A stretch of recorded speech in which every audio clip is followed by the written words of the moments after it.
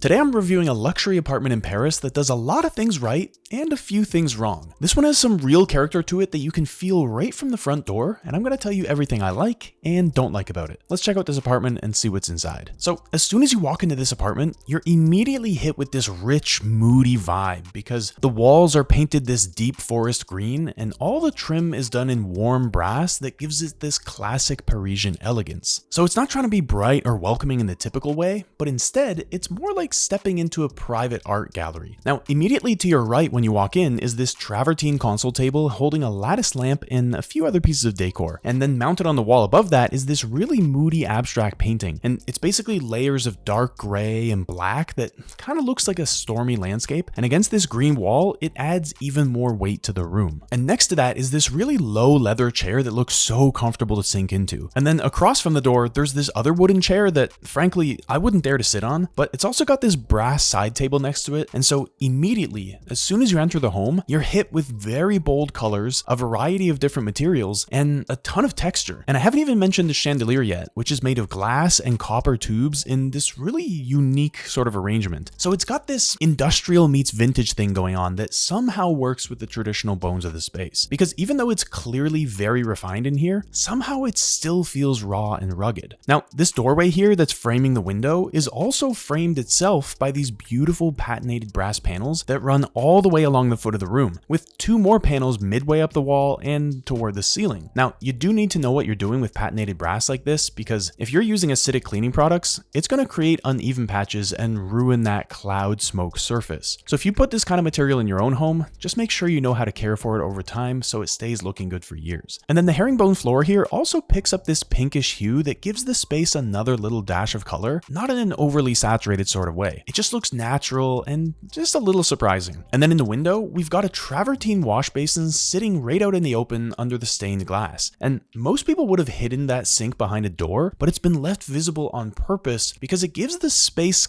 kind of an altar-like quality that makes the entire entryway feel ceremonial. And with these brass lighting fixtures hanging down, the entryway really takes on this poetic sort of presence that sets the tone for the rest of the home. Obviously, many of us associate stained glass windows with churches, but it's also a really popular material in Art Deco buildings where instead of using more organic shapes like you see in those church windows, they lean into sharp geometric lines. And so diamonds and grids replace the more traditional flowers and vines. But now let's step into the living room. Because while the entryway felt cozy and compact, the living room is immediately expansive. It's super light and airy with these cream walls and intricate moldings that really feel like classic Paris. And one thing I immediately like about this room is this massive green rug. It's anchoring this entire seating area and it really defines the zones in the room. The two-tone sofa here sits on it really nicely, and because it's a massive circle, it brings some shape into an otherwise very rectangular room. I mean, think about it. We've got rectangular doorways, rectangular walls, and rectangular molding all over those walls. So without introducing some different shapes, the room is going to get boring quick. And they've done exactly that here with this circular rug. But they've also introduced some other shapes as well, with this oddly shaped coffee table, this round side table that frankly looks like it needs a better place to sit than where it is now, and also some of the decor that adds some more organic shapes into the mix.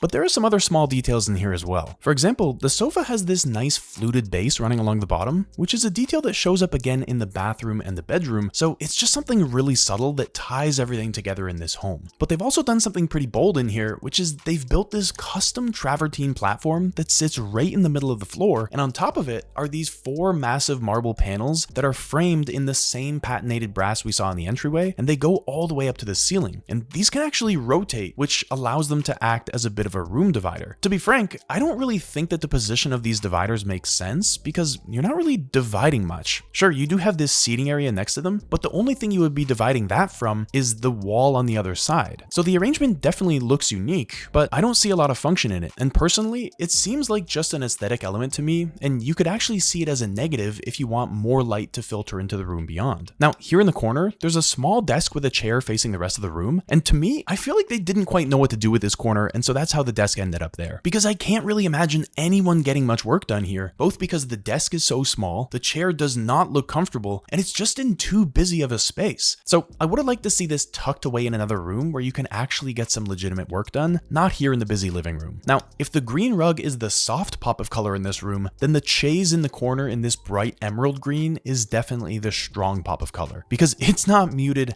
at all. And it brings this playful, modern vibe that keeps the space from feeling too much like a museum. And I would say they nail it here by adding in this dash of something unexpected when everything else is so calm and neutral. And by the way, this isn't just any chaise. It's the LC4 by Le Corbusier, Pierre Jeanneret, and Charlotte Perriand that was designed back in the 1920s. And it's one of the most iconic lounge chairs in modern design. And so in a Parisian living room like this one, it's not just an accent, it's a cultural reference to the highest levels of French design. Now, we don't get full photos of this room, but through the doorway here, you can peek into what seems to be either a TV room or a library, and it's got just as interesting of a design itself. The walls are painted this deep navy blue, but they've gone with a blush pink sofa in front of a travertine room divider. And so I can imagine using this as a space for more intimate conversations, or just for taking a moment for yourself if you want a little bit more of a cozy space. All right, let's move into the dining room now, where the star of the show is this massive travertine fireplace with these vertical fluted columns that go all the way up to the ceiling. And I love that the geometric rhythm of those columns echo the wood paneling on the walls and the herringbone parquet flooring, because everything's playing off the same lines and patterns, which makes the whole room feel well put together. The dining table is this dark stained oval, again with a fluted cylindrical base, and all around it are these tan leather cantilever chairs with chrome frames that bring a bit of a retro futuristic vibe that contrasts with all the traditional architecture we've seen so far. But what really grabs your attention at the table here is this teal velvet sofa. You almost never see a sofa used in a dining room, and especially not a Parisian dining room as refined as this one, but the fact that it kind of hugs the table makes the whole space feel more relaxed, as if it's designed for lingering conversations, not just for formal meals. And because the fabric has this smoky blue-green kind of tone, it shifts with the light, and so in the morning, it'll feel fresh and airy, but later in the day, it'll feel deeper and moodier. And between the soft curved lines of the sofa and this tall palm in the corner, they really soften the room and give you permission to relax. But I also really love what they've done with the lighting in here. Because first, we've got this rod pendant light, which is a thick stone cylinder hanging above the dining table that keeps the space centered and is going to provide a ton of evening light. But they've also got this brass lamp in the corner, which will throw ambient light in some pretty unique ways and cast interesting shadows across the rest of the room. So it's clear to me that they've paid attention to the lighting in here, which goes such a long way, especially in a dining room where you might be sitting in the same seat for hours at a time. Just next to the dining room is the kitchen. As much as I've loved the rest of this home, I cannot say I like this kitchen, and there's a couple of reasons why. Number one, it's way too visually stimulating.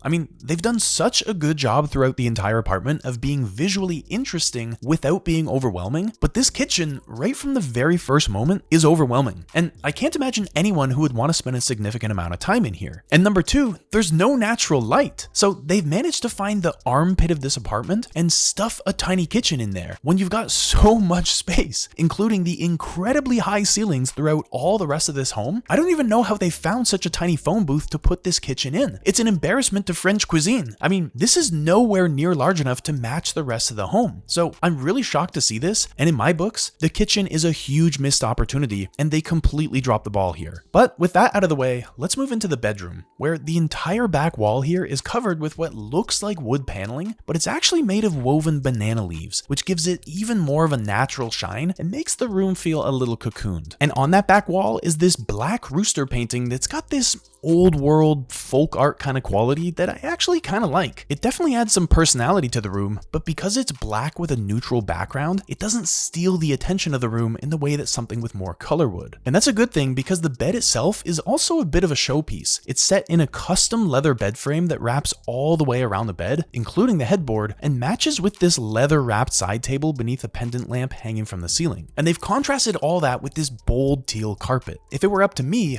I would have stuck with the herringbone stone parquet that we saw in the dining room and the living room because it just works better in a European apartment like this one. Now, I know that one reason they might have opted for carpet floors here is that with this banana leaf wall, sound is going to bounce all over this room, so the carpet acts as a bit of a sound buffer. But I still think aesthetically, it's just not the right choice, and I would have rather that they chose to put something else in here as a sound barrier, maybe a chair in a softer fabric or a textured wall hanging, and that would achieve the same effect while still keeping things consistent throughout the apartment. But even with this carpet, there's no question that the window is the star of the show here, because this massive stained glass takes up almost the entire wall, and it's got this incredible mix of yellow, turquoise, red, and black that brings so much color into the room. And that's the other reason why I think the teal carpet wasn't necessary, because there's already plenty of color in here, and in my view, it would have looked more classy if the colors of the stained glass had been complemented purely with neutrals around them. But still, I love what they've done with the curtains and with the lights above the window, so it can still shine even when the sun's gone down. And in the ensuite bathroom, the palette continues to get even brighter with this deep green alpine marble with lightning bolt style veining. The bathtub is built right into this platform made of that marble, and then the floor is done in a different red marble with these white Carrara inlays. But do you see any problem with that? Here's the problem I see. Marble is extremely slippery when wet, and especially if there's any soap film around after taking a bath. And so this could be quite a hazard if you're taking a bath and then stepping out onto this wet marble. But putting functional and safety concerns aside, I'd say the bathroom works here aesthetically, but it is approaching the same level of ostentatiousness that we saw in the kitchen that really ruined that space. I give this one the green light, but if you're doing this in your own home, it's really easy to get something like this wrong, so it's usually a better idea to play it a bit more safe. So what can we learn from this Parisian apartment? For me, the lesson is that if you do things boldly but don't overdo them, then you can get away with a lot. And we saw this most clearly in the entryway here. Deep, rich colors and some risky decisions that really paid off because they weren't overdone. But the flip side of this is what we saw in the kitchen, when they pushed too far to pack too much into too small of a space. And what you end up with is a room that would have been very expensive to build, but no one will want to spend time in. So if you're making changes to your own home, you want to ask yourself the question, am I pushing this too far? And if you think there's a chance you wouldn't want to spend time in that room every day for the next 10 years, the answer is almost certainly yes. So don't be afraid to push the boundaries a little bit, but also don't fall into the trap of thinking you need to reinvent the wheel just to achieve great design. So I'm reviewing a ton of apartments like this one, so make sure you subscribe if you want to see more of these videos. And I've left links to a few other really unique homes in the description, so if you're buying or remodeling your own home, you won't make the same mistakes you see here. And if you want to see another Parisian apartment that's made way more mistakes than this one, check out this video here. It's a place with a ton of potential, but I think they really missed the mark on the renovation, so I think you'll learn a lot from it. Thanks for watching, and I'll see you in the comments.